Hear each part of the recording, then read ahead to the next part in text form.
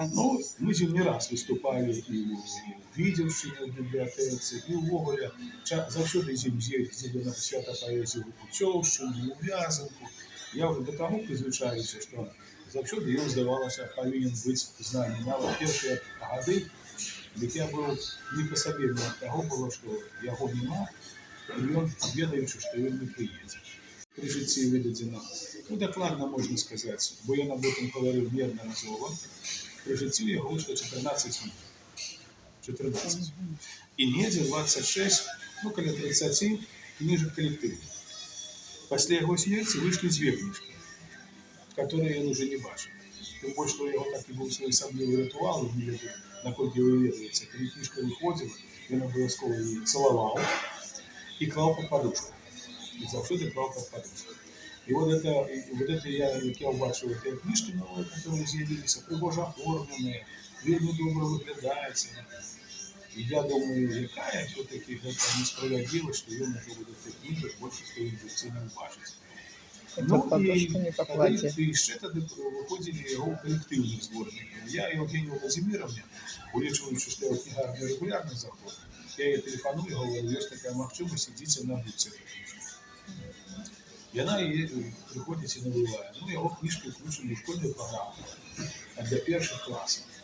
И заслуженно. Его коротенькие оповедания, но вельми такие до места. И они вельми добро разумеют психологию дитяти.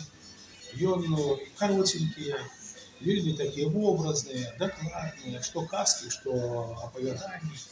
И прозаик он, безумовно, на вышине. Мне доводилось про его писать. До его 70 годів, до 65 годів. Писав його в місцевій газеті, писав його в літературі і мистецтві. Тому що я вже про погоні пишу і про погоні говорю, а мені він подобався. І як чоловік, і як автор. Це рідкісне сполучення. Тим більше, що він земляк. Це ще головна його риса, яка завжди підкупляє чоловік земляк. Дітей не було, ну, от вона до этого часу тепер була і наставниця, і журне теперь молодежный. Я здесь устракаюсь довольно часто. Ну, задавай питання, коли ти хочеш задати. Правда ли, що Янка Голубой працював на тракторі? Працював, конечно.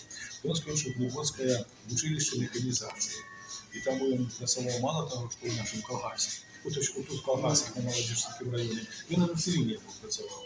Некий час поїхав на Целину. Якраз був такий період, коли це був кліш компартії, що треба там цивільні землі освоювати. І він поїхав на Целину. І на Целині так само працював. Конечно, так не працював. А чому Янка Голубой закончив Мінський фінансовий технікум і факультет журналістики БДУ. Чому Янка Голубой закончив журналістський Факультет.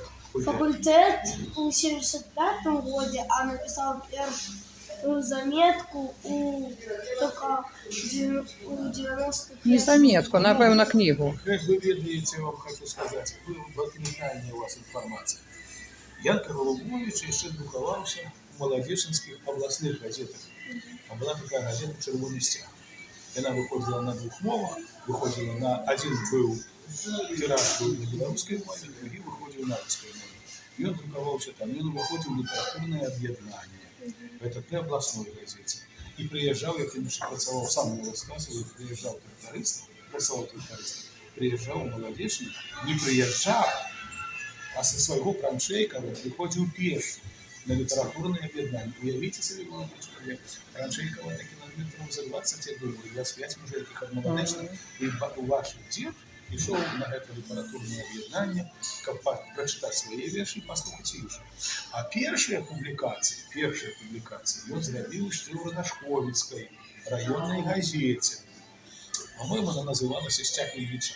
Може, я помиляюсь, але, по-моєму, так. Да, так. Да. І от це, він там працював тоді, і керівником був літературного об'єднання Адам Мальдіс, з яким у Яна Янича зосталися самі ліпші сябровські відносини до кінця усього життя. Адам Мальдіс пізніше став доктором наук, професором, але йому завжди на Новий год і на іншыя святы віншаваў паштоўцаў. Так што ён, гэта неправільная інфармацыя, ён пісаў і водгукі, пісаў вершы, і пісаў нават такія невялічкія апавяданні, которые друкаваў у нашай мясцовой прэсе. Так што гаварыць аб тым, што ён тупо пачаў у 90-х годах, это неправільная інфармацыя. Кожны, падышоўшы да помніка, бачыў, што тут перад табой пахаваны пісьменнік. Вы самі радкі, паміж кніжных старонак шукайце мяне. Калі хто хоча сам з ім пазнаёміцца, бо цяпер жа з ім ужо не пазнаёміся, ён ўжо ў іншым вымярэнні, але праз кнігу, праз тэксты можна ўсё прачытаць. І от паміж кніжных старонак шукайце мяне. Дык вот тут вот яго вясна, лета, осень, зіма, тады казка «Зайчыкі і сябры», «Бярозка на балконе», такая каротенькое апавяданне, «Расці зайка», «Ляціце скрыжаняткі, ляціце» і «Незабыўныя сустрэчы». Вот тут, у гэтых незабыўных сустрэчах рассказывается про Ивана Козела, про Аркадия Чернышевича, про Геннадия Кахановска, про Миколу Ермоловича, про то, что он писал у характеристицы для поступления в Союз письменников Беларуси. А крыху далей, тут змешчаны материалы «Шчыраму сэрцу чужая болька баліць» Александра Хазянина, где рассказывается вот это все, тут вельмі шмат тэксту, и з биографічнага тэксту, и расповед про его, книжки, такая рецензия Александра Александровича Хазянина. Ну и тут, акрамя ўсяго яшчэ, больш недзе 30, по-моему,